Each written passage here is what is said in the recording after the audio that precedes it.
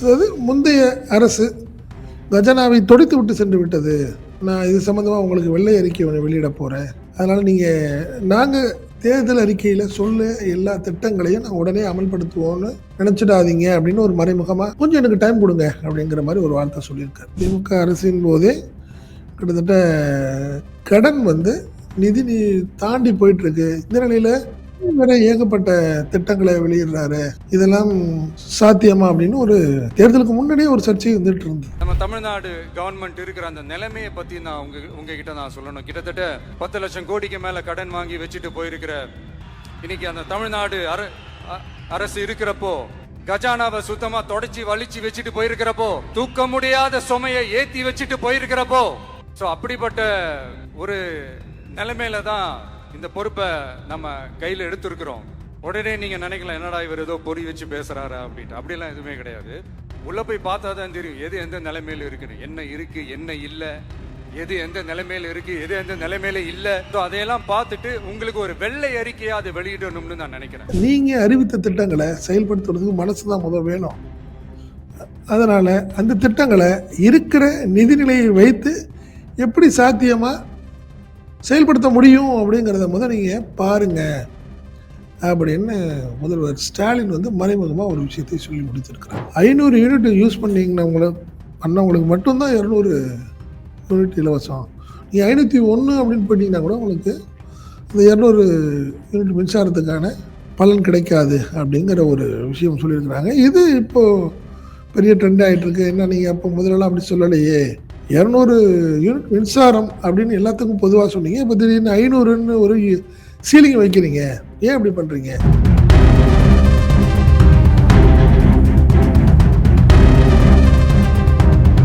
அதிமுக பொதுச்செயலாளராக இருக்கிற Edappadi பழனிசாமிக்கும் CV. Shanmugam, Velumani, C. Vijayabaskar அவங்களுக்குள்ள கடுமையான ஒரு ஆர்கியூமெண்ட் இருந்தது.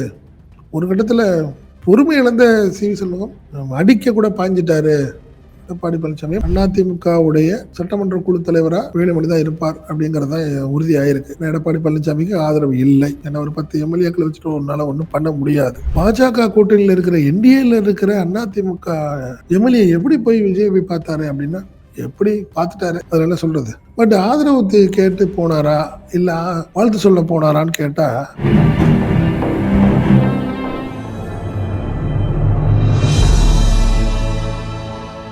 அனைவருக்கும் வணக்கம். இன்னைக்கு தமிழ்நாட்டில் 2 முக்கிய நிகழ்வுகள் நடந்திருக்கு. குறிப்பாக பார்த்தீங்கன்னா, தாவேகா தலைவர் விஜய் இன்னைக்கு முதல்வராக பதவியேற்றிருக்கிறார். அதே மாதிரி அதிமுகவில் 2 கோஷ்டிகளும் தனித்தனியாக மாவட்ட செயலாளர் கூட்டத்தை நடத்தி முடிச்சிருக்கிறாங்க. இதை பற்றி நம்ம விரிவாக பார்க்கலாம். முதலாவதாக முதல்வர் விஜய், அதை பற்றி பேசலாம். கிட்டத்தட்ட ஒரு 4-5 நாட்களில் பிறகு அறுதி பெரும்பான்மையான 118 மேஜிக் நம்பரை விஜய் நேற்று கிட்டத்தட்ட எட்டி பிடிச்சிட்டாரு. குறிப்பாக பார்த்தீங்கன்னா தாவேக்கா, அதுக்கப்புறம் ஐயுஎம்எல் எல்லாமே அவருக்கு சப்போர்ட் பண்ணதுனால இப்போ அவருக்கு 118க்கு பதிலாக 120 எம்எல்ஏக்களுடைய ஆதரவு அவருக்கு கிடைச்சிருக்கு. அவர் உடனே நேற்று மாலை கவர்னரை போய் பார்த்தாரு. கவர்னர் இன்று அவருக்கு பதவி பிரமாணம் செய்து வைத்தார். இந்த பதவி பிரமாணம் நிகழ்ச்சியின் தொடர்ச்சியாக பார்த்தீங்கன்னா, அவர் பேசிய விஷயங்கள், அப்புறம் ஒரு 3 முக்கிய திட்டங்களுக்கு அவர் கையெழுத்து போட்டார். அவர் பேசிய ஒரு விஷயம் ஒரு சர்ச்சையாக இருக்குது. குறிப்பாக பார்த்தீங்கன்னா, அதாவது முந்தைய அரசு கஜானாவை தொடித்து விட்டு சென்று விட்டது.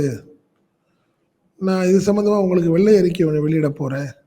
அதனால் நாங்கள் தேர்தல் அறிக்கையில் சொல்ல எல்லா திட்டங்களையும் நான் உடனே அமல்படுத்துவோன்னு நினச்சிடாதீங்க அப்படின்னு ஒரு மறைமுகமாக கொஞ்சம் எனக்கு டைம் கொடுங்க அப்படிங்கிற மாதிரி ஒரு வார்த்தை சொல்லியிருக்காரு.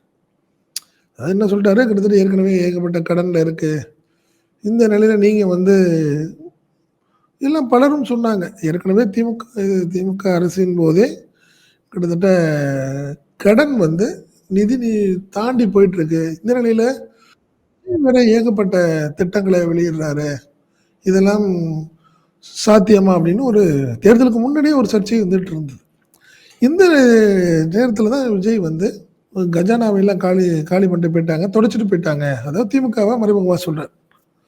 அதனால இப்போ பார்த்தீங்கன்னா, எனக்கு என்னுடைய திட்டங்கள் எல்லாம் உடனே என்னால அமல்படுத்த முடியும், செயல்படுத்த முடியுமான்னு தெரியலங்கிற மாரி மறைமுகமா சொன்னேன். உடனே முன்னாள் முதல்வர் ஸ்டாலின் ஒரு அறிக்கை வெளியிட்டார். "இல்ல, இல்ல நீங்க தப்பா பேசுறீங்க. வரைமுறைக்குள்ளும், கட்டுக்குள்ளும் தான் நான் வந்து கடன் வந்து நாங்க வாங்கிட்டு போயிருக்கிறோம். அதனால நிதிநிலை விஷயங்கள்ல தெளிவா இருக்கு." ஆனா ஒரு விஷயம், அதாவது தொலைச்சுட்டு போயிட்டாங்கன்னா, இது போறப்ப இருக்கிற பணத்தெல்லாம் எடுத்துட்டு போயிற முடியுமா என்ன? இல்ல. அந்த விஜய் சொன்ன அந்த ஒரு விஷயம் தான் இப்ப எல்லாத்துக்கும் ஒரு சின்ன கான்ட்ரோவர்சியா ஆயிருக்கு. இல்ல, இல்ல. ஒரு சாத்தியமான நிலை நிதிநிலை தான் இப்போ தற்போதைக்கு இருக்கு. அதனால உங்களுக்கு இந்த திட்டங்கள நீங்க அறிவித்த திட்டங்கள செயல்படுத்துறதுக்கு மனசு தான் வேணும்.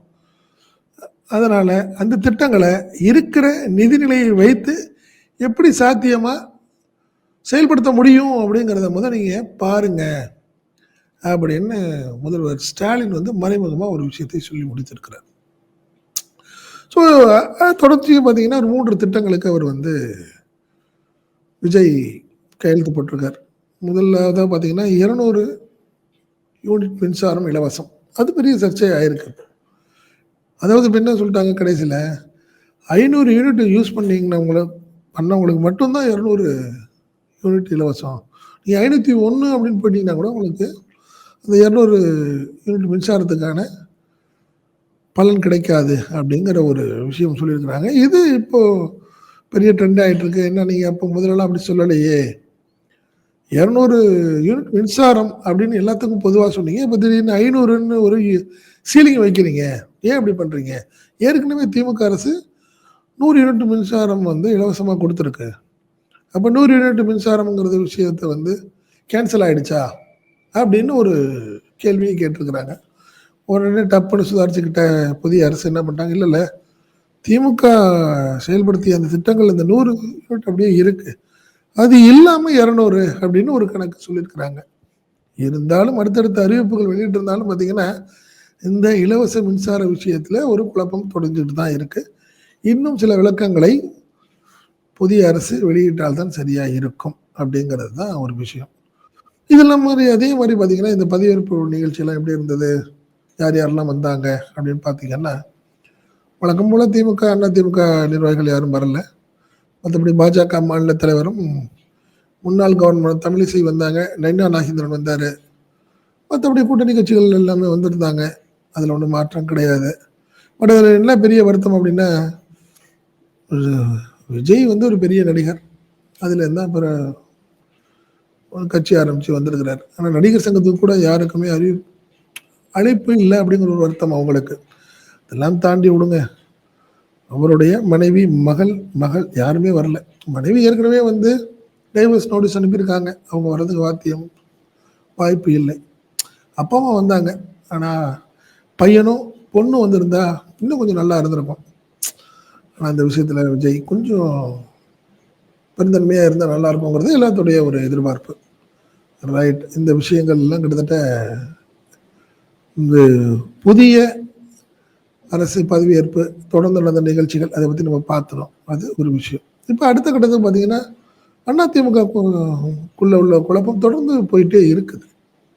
நம்ம ஏற்கனவே சொன்ன மாதிரி நேற்று முன்தினம் மாலை நடந்த ஒரு மீட்டிங்ல பெரிய ஹீட் கான்வர்சேஷன் இருந்தது. குறிப்பா அதிமுக பொதுச்செயலாளராக இருக்கிற எடப்பாடி பழனிசாமிக்கும் எதிர் முகாமில் இப்ப இருக்கிற அதிருப்தியாளர்களுடைய தலைவர்கள்னு கருதப்படக்கூடிய சி.வி. சண்முகம், வேலுமணி, சி. விஜயபாஸ்கர் அவங்களுக்குள்ள கடுமையான ஒரு ஆர்கியூமெண்ட் இருந்தது.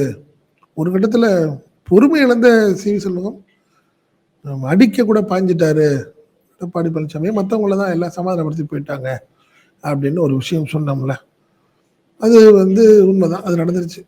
இன்று என்ன நடந்தது அப்படின்னு பார்த்தீங்கன்னா, இருதரப்பும், அதாவது எடப்பாடி பழனிசாமி எல்லாம் கிட்டத்தட்ட அதிமுக நிர்வாக ரீதியாக பார்த்தீங்கன்னா 82 மாவட்ட செயலாளர்கள் இருக்காங்க. அந்த மாவட்ட செயலாளர்கள் அழைப்பு எடுத்திருந்தாரு. அவர் வந்து தன்னை வந்து சந்திக்கணும் அப்படின்னு சொல்லியிருந்தாரு. அதே மாதிரி பார்த்தீங்கன்னா சி.வி. சண்முகம் அண்டு வேலுமணி, விஜயபாஸ்கர் இந்த டீம் என்ன பண்ணாங்க, அவங்க ஆதரவு மாவட்ட செயலாளர்கள் எல்லாத்தையும் கூப்பிட்டுருந்தாங்க. கடைசியில் பார்த்தீங்கன்னா கிட்டத்தட்ட அதிருப்திய தலைவர்கள்கிட்ட தான் மாவட்ட செயலாளர்கள் நிறைய பேர் போய் சேர்ந்துருக்கிறாங்க. 82 பேரில் கிட்டத்தட்ட 70 பேர் சி.வி. சண்முகம், வேலுமணி கூப்பிட்ட மீட்டிங்கை தான் கலந்துருக்கிறாங்க. எடப்பாடி பழனிசாமிக்கு கிட்டத்தட்ட 12 மாவட்ட செயலாளர் மட்டும்தான் அவரை சந்திச்சு ஆதரவு தெரிவிச்சிருக்கிறாங்க. இது ஒரு சங்கடமான ஒரு சூழ்நிலை. ஸோ அடுத்த கட்டம் என்னவாக போகுது எடப்பாடி பழனிசாமி விஷயம்? அது ஏற்கனவே நம்ம சொன்ன மாதிரி சட்டமன்ற குழு தலைவராக வேலுமணி ஏற்கனவே தேர்ந்தெடுக்கப்பட்டுட்டார். மொத்தம் 47 எம்எல்ஏக்கள்ல 37 எம்எல்ஏக்கள் வந்து அவரை வழிமொழிஞ்சு அவரை வந்து ஆதரவு தெரிவிச்சுட்டாங்க. அவருக்கு கடிதம் கொடுத்துட்டாங்க. ஸோ அதிமுகவுடைய சட்டமன்ற குழு தலைவராக வேலுமணி தான் இருப்பார் அப்படிங்கிறது தான் உறுதியாயிருக்கு. ஏன்னா எடப்பாடி பழனிசாமிக்கு ஆதரவு இல்லை. ஏன்னா ஒரு 10 எம்எல்ஏக்களை வச்சுட்டு ஒன்றால் ஒன்றும் பண்ண முடியாது. அது ஒரு பக்கம். சரி, அடுத்தது என்ன பண்ண போகிறாங்க? இப்போ பொதுச்செயலாளர் அவர் தானே, எடப்பாடி பழனிசாமி தானே. என்ன பண்ண போகிறாங்கன்னா, எடப்பாடி பழனிசாமியை பொதுச்செயலாளர் பதவியிலிருந்து நீக்கணும் அப்படின்னு ஒரு தீர்மானம் கொண்டு வர்றதுக்காக பொதுக்குழுவை கூட்டுறதுக்கு அதிருப்தியாளர்கள் வேலை பார்த்துட்டு இருக்கிறாங்க அப்படின்னு சொல்கிறாங்க. அதாவது வேலுமணி, சி.வி. சண்முகம், சி. விஜயபாஸ்கர் இவங்க எல்லாமே வந்து அதற்கான வேலைகள்லாம் பார்த்துட்டு இருக்காங்க. அதே மாதிரி கிட்டத்தட்ட வந்து மே இறுதியில் அது இருக்கலாம் அப்படின்னு ஒரு தகவல்கள் சொல்லப்படுது.